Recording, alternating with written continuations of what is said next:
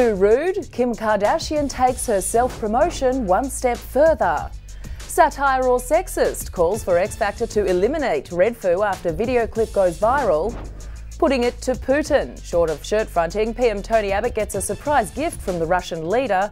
And gee whiz, shock over who really benefits from the gathering of world leaders in Brisbane.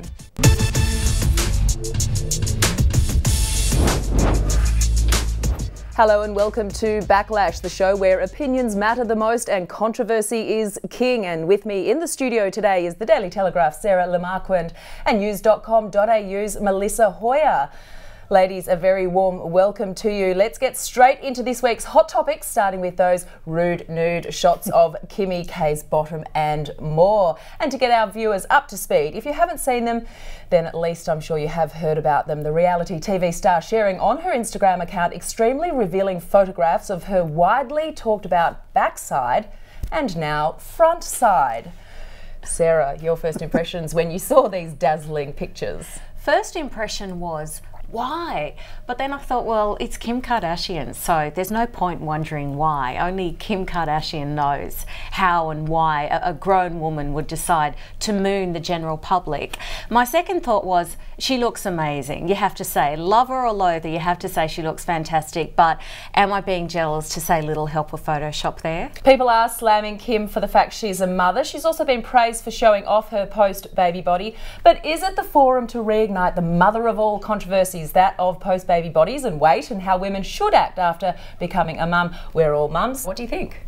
I think it has nothing at all to do with her being a mother. This is her shtick. She shows her body, she shows her breasts, she shows her bum. The family are about marketing themselves. If she feels that showing her bum is the way to do it, good on her for doing it. I think we can't always bring any sort of provocative shot, take it then back down to the but she's a mother level. I think we're just so sick of the body shaming that goes on anyway with people who don't lose weight or do lose weight after they've had their baby. This has nothing to do with her having had a baby. It's her being a purely good marketer of herself. Okay, our next topic centres around this video clip from X Factor Australia judge and US rapper Redfoo. Literally, I can't. Ew. Literally, I can't. Let's go. I can't. Where your friends? I can't. Girl on girl? I can't. Literally, I can't. Literally, I can't. Literally, I can't. Literally, I can't. Oh my God! Shut the fuck up! The video clip has deeply offended women's rights activists and groups, and the Backlash claiming it promotes rape and denigrates women in general. The release of the video clip sparked a war on Twitter after Redfoo claimed it was simply satire, regardless of what it is intended to be. In this day and age, should women be illustrated in this light, Sarah? No, I don't think they should, and I'm not going to buy the satire defence. I think that's a convenient justification. And even if it is grounded in truth that they were trying to satirise, say, American college culture, the truth is you have to be mindful of your audience. And the audience here for music videos is young people and impressionable teens that are absorbing those messages aren't necessarily doing so in a satirical fashion. The message they're taking away from this is that it's okay to demonise women as killjoys if they don't play along and party on a guy's terms. I just don't think that's acceptable. Australian culture does eagerly embrace the so-called piss-take antics. Some suggest if it was a satirical play on Aussie culture versus what is clearly American college culture, it wouldn't have offended as much. Mel, what do you think? It probably wouldn't have. I think, we are looking at a real American culture of a film clip here.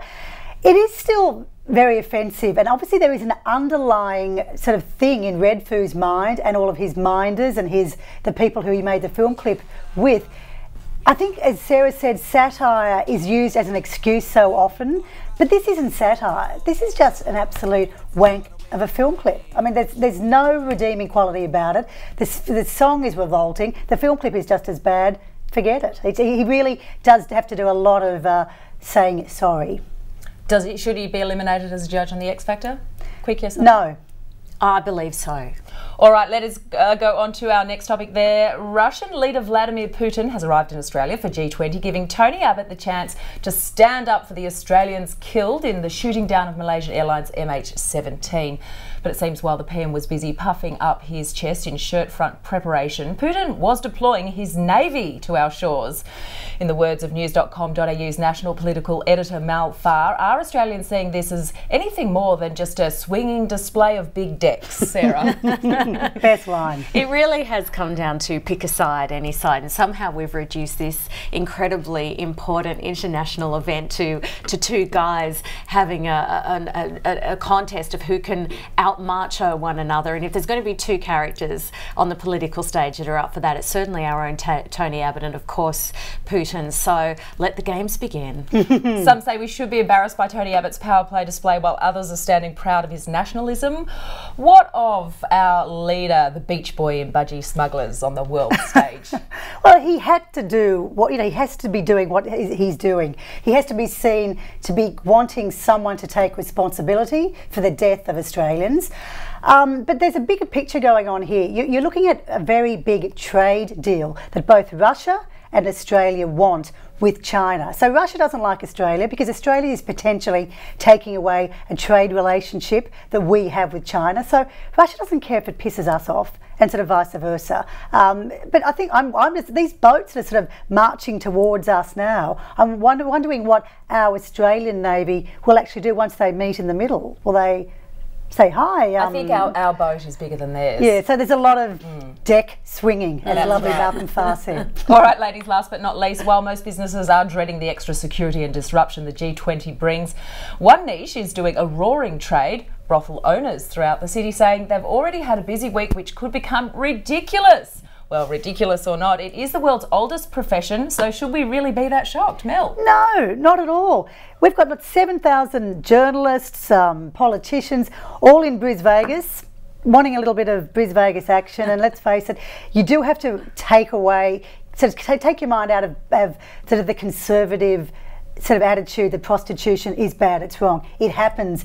People use prostitutes all the time. They're going to be a lot. It's going to be a very busy Brisbane this weekend, that's all I can say. Yeah, that's right. The city filled with hordes of people that are away from their normal everyday lives. Whether a world leader or a bogan from the bush, is it okay to stray while away, Sarah?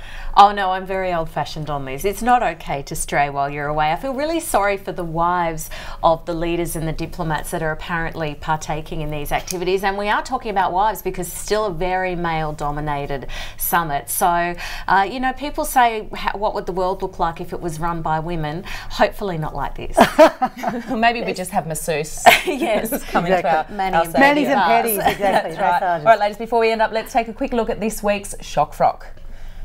And what a shocker it is. Wrapped up in a Hershey's bar wrapper. Does that make her good enough to eat? No. Biggest shock frock that I've seen for a long time.